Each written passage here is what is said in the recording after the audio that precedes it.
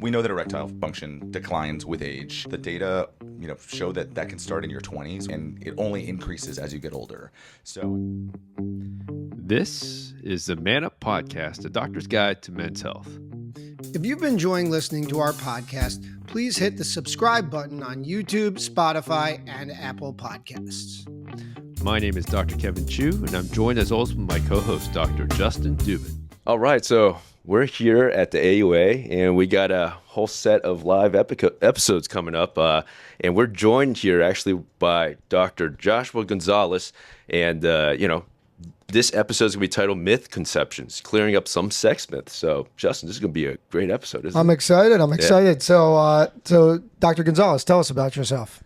So I'm Dr. Joshua Gonzalez. I am a board-certified, fellowship-trained urologist based in LA, in West Hollywood, and I specialize in sexual medicine. So, bulk of what I do day in and day out is kind of helping people fix their sexual health problems. And you're great at it. You're great at educating people. If you're not following him, you should be. Fantastic. Phenomenal content. Really, really good content. So today, very entertaining. Yeah, it really is. You keep it real, which is great. Yeah. I try to do it, in a fun way. Yeah. And that's what we're going to be discussing now, because I think a lot of the things that you're doing is you're helping demystify a lot of sexual health issues, a lot of stigmas and myths. And I think we always want to, as sex doctors, really just provide information in a way that's tolerable and understandable, because people just don't want to talk about it. Yeah. So one thing that I wanted to start with is this idea that men are basically ready to go at all times. We're horny. We can get an erection. You're not? Oh, I'm bricked up. He's erect right now. Fully. Yeah. Underneath the iPad. That's why the iPad's on my lap. So is this true? Like, I think a lot of people think that they should be horny all the time. They should just always be able to get an erection. Yeah. Is that the case? Yeah, I mean, listen, it's certainly easier for that to happen when you're a young person, right? Yeah. We all walk around with books in front of our crotches when you're younger, right? The waistbands. Yeah, you just get like an erection even when you don't want to sometimes. Right. But we know that erectile, function declines with age, and the data, show that can start in your 20s. And it only increases as you get older. So I would say it, the older a person gets, the harder that can become. And then the other thing is with libido, I think a lot of, at least what I see with my patients, is they don't understand that having a fluctuating libido is actually completely normal, right? Like, there are things that happen in our lives every single day. We're stressed out from work, we're tired, you got to worry about the kids, you're worried about paying bills, and all of those things are on your mind sometimes, and you end up prioritizing that over sex. And so I think that having a fluctuating libido throughout your life is a completely normal thing. Now, what I tell people is, if your low desire is causing you distress, or it's causing you a problem in your relationship, then let's talk about things that we can do to hopefully get that better. And we check their hormones, make sure that that's optimized. There's some other non-hormonal medications we can try if it's like a persistent issue. But having a libido that goes up and down isn't necessarily a bad thing. That's a fantastic point, because we have all the guys that come in and they are like, Doc, it's just not always constant. Yeah. Which, sure, when you're younger, maybe it was like a little less. The wind blows and you're going. You're like, all right. So, Dr. Gonzalez, another thing that you see on TV and film is this idea that most dudes are, just horny all the time. So should a guy be concerned if they are not horny? No, I don't think so. I would say if it's not like a persistent problem, then it's not, it may be a situational thing, and maybe they're worried about work or something else that's going on. So I don't think it's necessarily something that they have to worry about. There are also relationship things that come up for people. Like, some people are in fact in relationships that they're not happy in. Right. So sometimes therapy can help that kind of stuff. But when it's a persistent issue and it's causing a person to feel stressed out about it, or have insecurities, or it's affecting the dynamic in their relationship, that's kind of when I start talking to them about it. Yeah, I think when we're talking about libido, horniness, and desire, I think like the thing I usually tell my patients is there's three things that I can think of that usually impact that, right? Usually your testosterone level, your hormone levels. So we're checking that. sleep is incredibly important, Oh, yeah, right? Because huge. if you're tired, you just don't want to do shit. Yeah. Forget about having sex. Yeah. And then 3 is actually your mental health, right? And you mentioned these. There's so many things that can impact your mental health, your relationship with someone, Yeah. stress in life, other work things. So I think if you can tackle all 3, you're going to at least, improve to some degree. And like you said, though, even if we address all those things, there are still some things we can do for you Yep. that are non-hormonal. That's right. That can provide you with some benefit. Yeah, and I think a lot of guys also compare themselves maybe to popular media or sometimes to their friends. Like I've had guys come in and say, I talk to my buddies and they're having sex with their partner every single day, and I ask them, I'm like, well, did that used to be you and now it's changed? And they're like, no, I mean, I used to be like a once a week or twice a week kind of guy. And I'm like, does that bother you? Does that bother your partner? No, it's just, I don't know. I'm just like not like my other friends. And I'm like, well, that's just how you are. It's okay. And that's okay. You know what I mean? I think people lie too. Yeah, totally. Totally. No one has erectile dysfunction with their friends. Right. No one. There's no erectile dysfunction at all in here. Right. No, right? None whatsoever. Never. Not once, dude. So, kind of going on this idea of sexual desire, erections is the idea of masturbation. And it's something that we're always talking about here. And one thing that we continuously still see online is that this idea that masturbation can cause erectile dysfunction. It can impact your sexual health. Can you comment on whether masturbation impacts your sexual health, especially erectile dysfunction?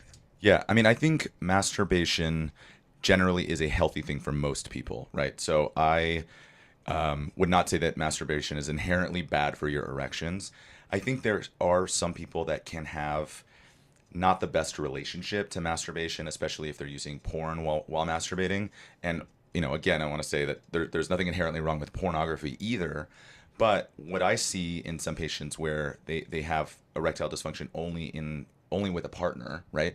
Then that sometimes can be a clue where I'm asking them like what their behaviors are. How are they masturbating, right? Maybe they're using, just their hand, no lubrication, moving their hand up and down really fast. That's not something that they may be able to replicate with a partner. So it's about like kind of re-educating them, in some ways retraining their brain to become stimulated by changing how they're masturbating. And oftentimes that can help resolve the issue. And then of course, if they have, an unhealthy relationship to porn where they're, watching porn for hours a day, and maybe they're not incorporating that pornography with their partner or talking to their partner about what in the pornography turns them on, and that's not being replicated in the bedroom, then that's when I see those things start to affect their erectile function. Oh, that's very interesting. So basically, the main thing is that you want, if you're masturbation healthy and it's good, but you want to be able to do it in a way that is able to be replicated. Is that correct? Yeah. I mean, I think there are some guys that literally train their brains to only become stimulated with certain types of activity. We call it like the death grip, right? When guys are gripping their penis really hard when they're masturbating, no partner is going to be able to replicate that. Yeah. And so if they've been doing this over and over and over again, their brain only becomes stimulated in that one way, then that's when they, we have to work with them to kind of switch up to what they're doing. I also think one of our recurring guests and friends, Dr. Lisa Pass, she's a sex therapist. She always also talks about what you're watching, and she says diversify your portfolio, right? Because if you have a certain kink in porn, which no one's knocking, but it's something that you just can't replicate with a partner, you're only watching that, you're probably going to have a little bit more trouble. So you have to kind of diversify there. Yeah, and try some, a lot of people watch porn in the dark by themselves, and pornography, and there's data that have shown this, that when you use it in conjunction with your partner, can actually be a very positive thing, right? So if you're watching something that is a kink that gets you off, but your partner has no idea, then that's going to be hard to integrate those two things, right? And so that's when I see it become problematic. I mean, that's a common theme that we see in our episodes, right? Communication and, watching porn together kind of does, help open up some of that communication pathways with some things that you may have been afraid to talk with your partner about. Yeah, absolutely. Now, I do have a question that a lot of patients ask me, and I want to get your thoughts, Dr. Gonzalez, is there such thing as masturbating too much? No, I mean, I always tell people, like, there's not a range. There's not a number, like you should masturbate this often, or you're masturbating too much if you do it this often. Yeah. Again, if it's interfering with other aspects of your life, right? Like if you are compulsively masturbating, 5 times a day, and it's, interfering with your ability to get work done, get your school work done, other responsibilities, or it's preventing you from seeking out, IRL relationships, sexual partners, loving relationships. If it's interfering with that, then, I that's when, for me, I think it becomes problematic. No, I agree with that. I think that makes a lot of sense there. So the next thing I wanted to talk about here is this idea where when we're talking about everyone, no one has erectile dysfunction. Everyone lasts forever in bed, right? Of course, yeah. So you have these guys, they come in, they're like, Doc, I'm not lasting 30 minutes. I need to last 30 minutes. I'm lasting 10, 15. What my buddy says he's going 30 minutes every time. What's going on? So how long should men be lasting in the bedroom, and what's the average amount of time for sexual intercourse?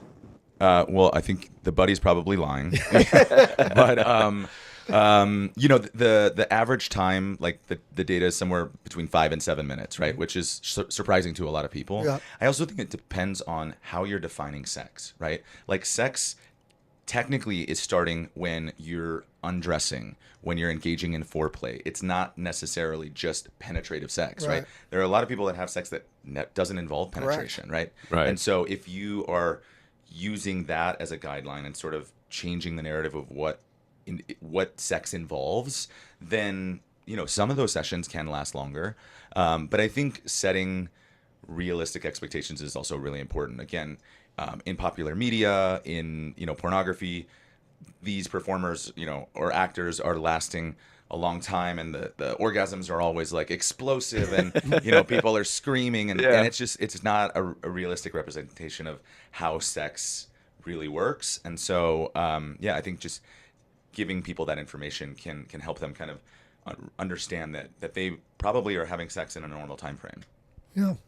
I mean, it brings back to back when we were growing up, got the dial-up internet, and I'm downloading a porn video. It's like, oh, this porn video is 1 hour long, so I guess sex is 1 hour long. This is taking a long time. It took an hour to download. LimeWire destroyed everyone's computer, pixel by pixel. But what about the guys who don't? We do have these guys that come in. They go, listen, I used to last 20 minutes. And now I'm lasting 10, and I'm not happy about that. We know that on average, they're still lasting longer. What do you say to those guys? I tell them that changes in how you function sexually happen, right, throughout your lifetime. So you may not be able to have sex the same way that you did in your 20s if you're in your 60s now. And that happens also, we see like delayed ejaculation, right? Where some guys can't come, or it takes them way longer to ejaculate. That's a pretty challenging problem to address. I mean, it's, in my opinion, one of the hardest things that we see. But, I think it's just kind of helping people understand that like sex is a fluid thing, and it changes from partner to partner. It changes as you age. And so all we can do is sort of give them the best tools possible. Maybe talking to them about if they're talking about penetrative sex and they can only last 10 minutes and they want it to last longer, take a break, right? Engage in other types of activity, sensual touching, oral sex. That'll give your body kind of a minute to rest, and then get back to what you were doing. You know what I mean? So there's just different things, tools, techniques that you can give people to kind of adjust what they're doing and hopefully improve their sexual pleasure.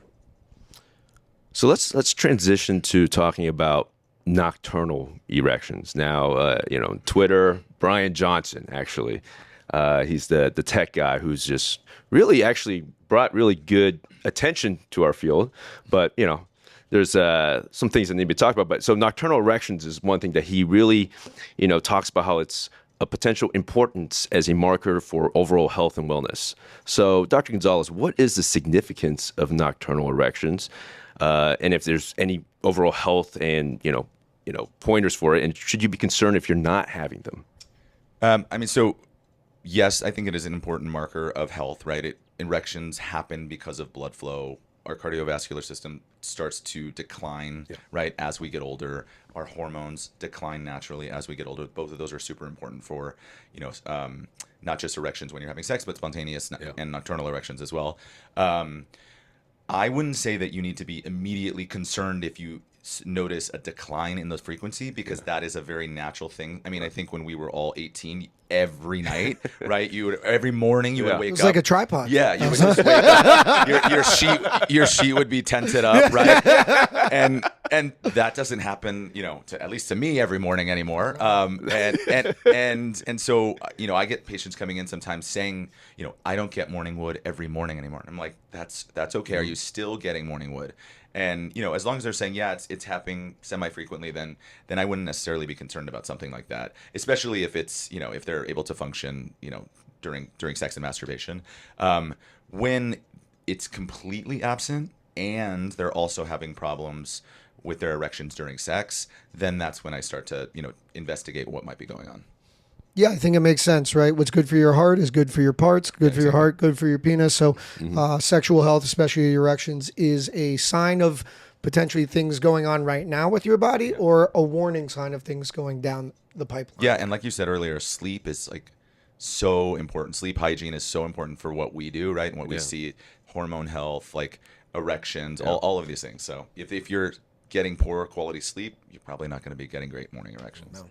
So let's talk about ejaculation. Now, love it. Yeah. One of the things that we always hear and see, especially like on socials and movies, TV, is this idea that eating certain foods can change the flavor of your ejaculate. Yep. Like pineapple makes it sweeter. I think people say like onions makes it more bitter and things like that.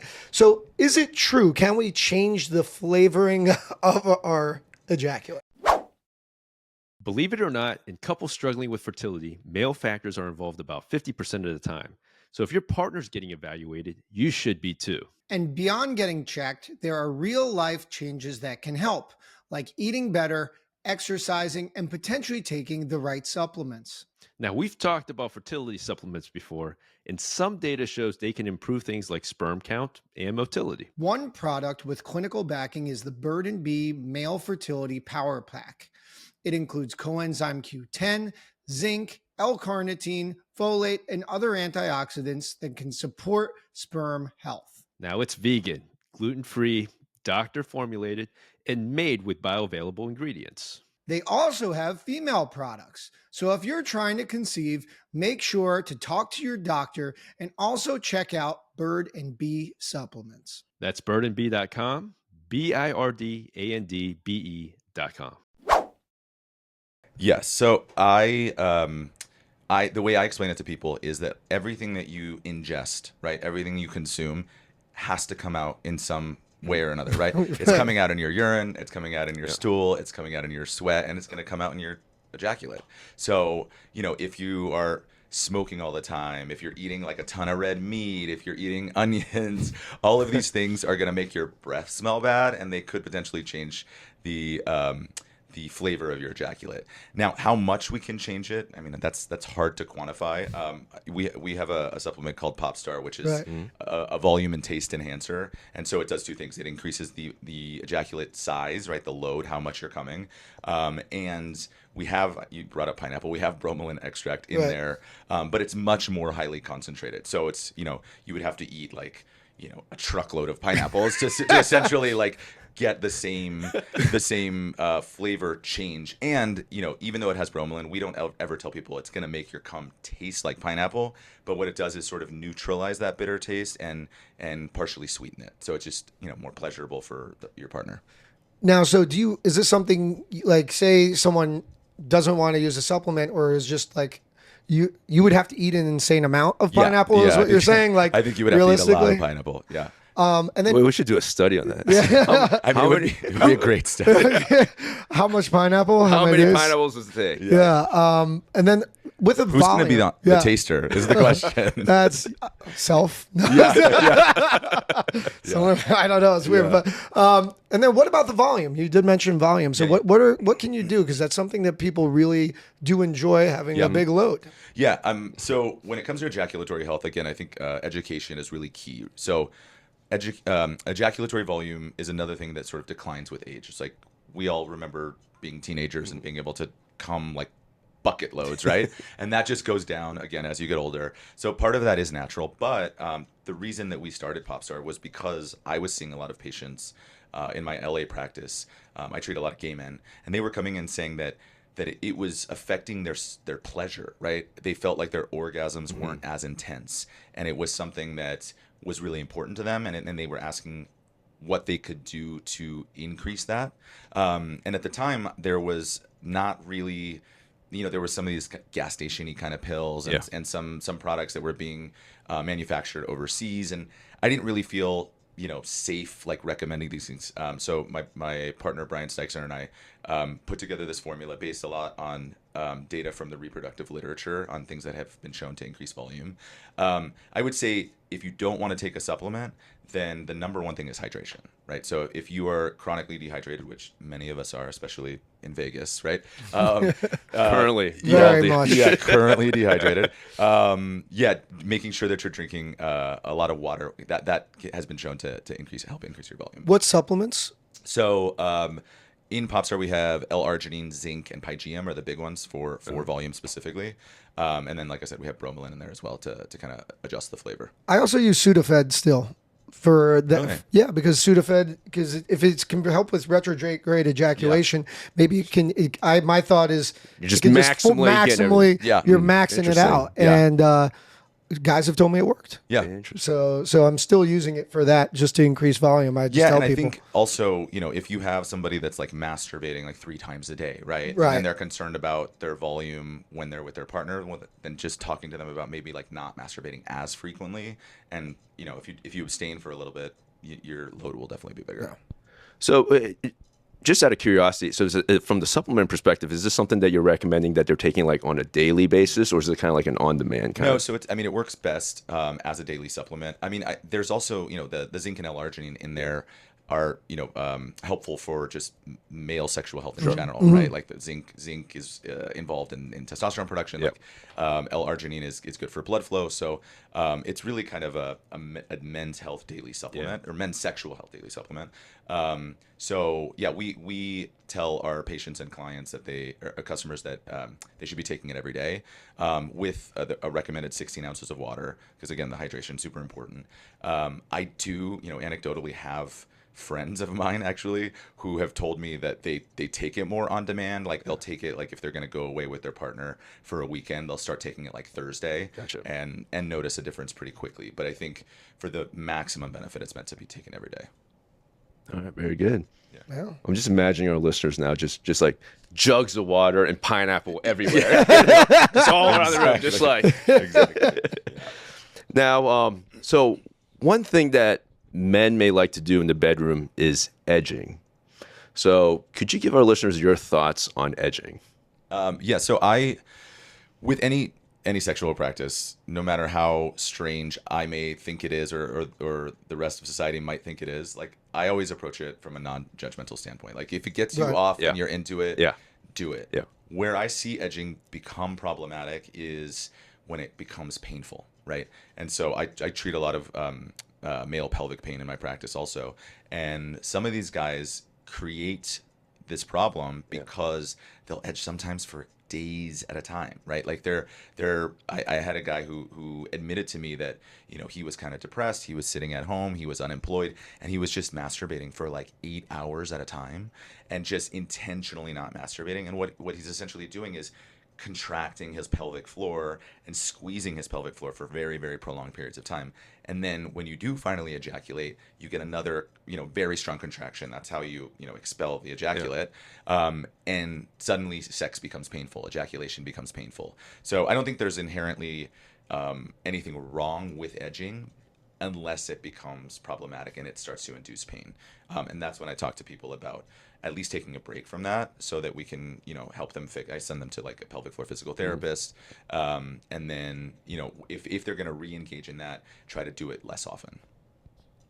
Yeah, I think edging, I agree with that. I had a patient who I think was edging consistently for 6-7 hours at a time came in with pelvic pain and concerns of not being able to have pleasurable orgasms after. And, you know, you got to take a break. It's a muscle, right? Everything is a muscle, and you can overwork the muscle. So, True.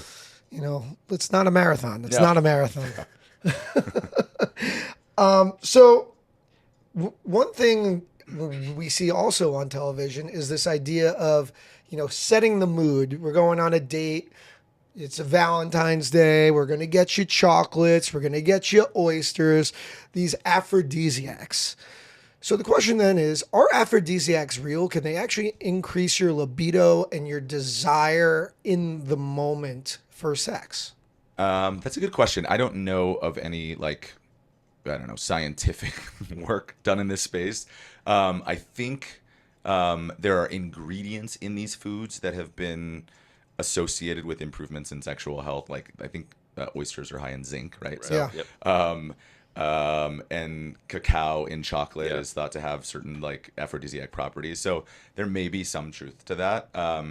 But, you know, I think it's more important to create time and space with your partner to be romantic. Maybe it's not necessarily the foods that you're consuming in those moments, but really, like, creating space for this romantic and sexual kind of time to spend with them.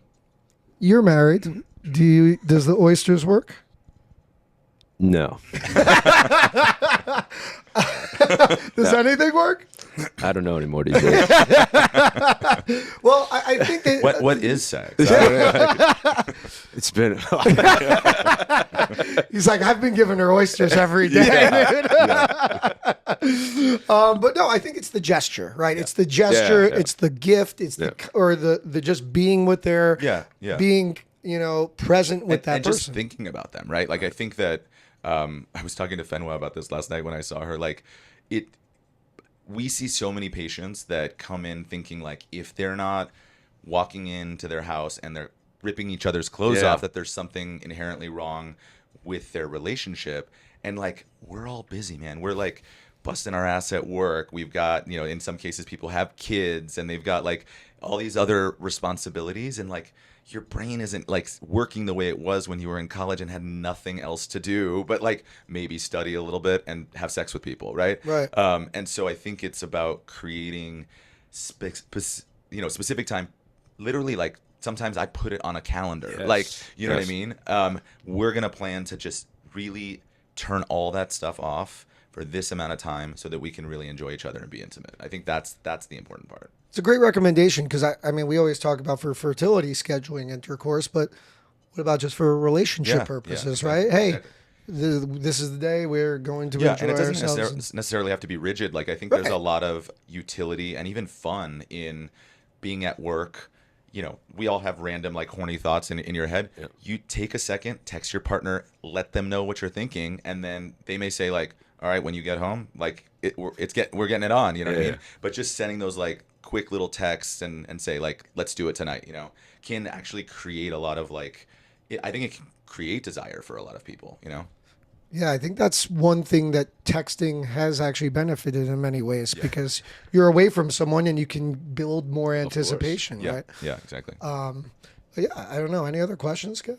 No, I mean, I think that was a fantastic way to kind of end. I mean, I'm thinking there, like, you know, you have to put the time into your relationships, right? Yeah, I just remember, like, me and my wife were just, like, sitting there watching TV. It's been a long day of work, watching, and then you're just seeing, like, you know, two people just getting it on in just, like, random TV show. Yeah. And you're just like, wow, there's a lot of fire there. So spontaneous. We used to have that. It's been a while for that. But no, you got to, you know, put time into it. And scheduling it, I think, is a fantastic idea. Yeah. Awesome, man. So for our listeners, tell us where they can find you and tell us a little bit about your information because you're fantastic and everyone should be following you and listening to you. Yeah, so I'm on Instagram and TikTok at Joshua Gonzales MD. My website, joshuagonzalesmd.com, has a blog section. It talks about the stuff that we do in the office. It's, like, educational. I try to use social media for that as well. Like, just talk about, you know, I think it's about, like, destigmatizing this. A lot of people have a lot of shame about the sexual stuff sexual health issues that we see in our office. And it doesn't need to be that way, right? Like this is just another medical issue. You shouldn't be ashamed and seek help for these issues if they're affecting you. And then our supplement Popstar is Popstar Labs. On all major social media platforms too. We have a volume and taste enhancer, like we talked about. We just launched a delay spray. Oh, nice. For guys who have premature ejaculation. We got a silicone and a water-based lube. So we're really trying to expand the brand to include, solutions for problems that we see every day in our office. That's really kind of our goal. That's great, man. Thank you. All right. Thanks so much for coming. Yeah. Thanks to our listeners. As always, check out the podcast, download, subscribe, review 5 stars. Until next time. Bye.